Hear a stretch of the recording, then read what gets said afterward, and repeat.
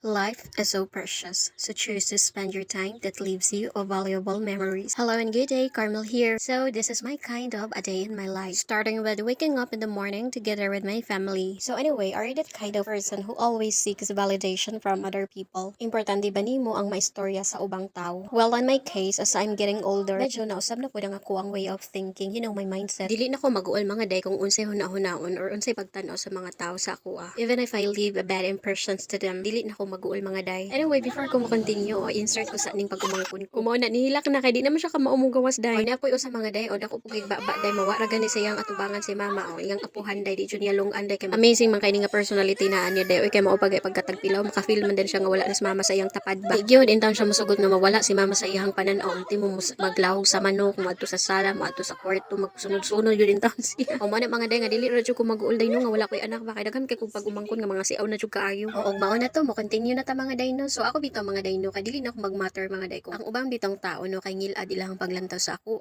literally makaana ra jud ko bahala na mo dira kay naka-learn og naka-realize man gud ko ana mga dayno nga bisag unsaon pa nimo palami-lami sa imuhang kinaiya. Ang tao nga dili ka feel na jud na siya ika-istorya sa imo. Ang pinaka-amazing part pa jud ana mga dayno kay bisag dili mo close ba kay nagud siya mahibak sa imuha. Unya kani pag yung mga judgmental nga mga tao dayno makabati lang na sila og storya bisag one side of the story pa na siya. Matik na jud ang mga day nga guba gyud ang image nimo ana nila. Ingon ana ka cruel o ka-unfair ang kalibutan mga day. But then thankfully I learned to disregard all the noise, all the gossips. Hangtod nga na-learn na ako mga day nga nawad-an ko og paki. O pagkahon sa itong mga storya telling mga day, switch dayon na to itong storya og pinakalit ni ining atong a day in my life. O kay syempre na naman ta sa to ang pamuyo mga day kay humayman na to ang 2 days vacation leave char. Bitaw oy this month ay mga day no kay murag katulo jud ko ka beses nga nag-uli-uli sa amua. Nindot man gud ko og excuse mga day kasabuan sa July tulo man ka buok nag-birthday sa akong mga igsuon ba. I mean duha ka igsuon unya usapod kapag umangkon. Unya kay nakauli naman ta mao ni nag-back reality na pud ta. O mangisnak na tanig avocado mga day o nakakita man jud ko sa Facebook mga day og avocado unya timing kaayo na pud duha ka buok diri hinog na pud siya. Aw mao to no need na tang mag-cravings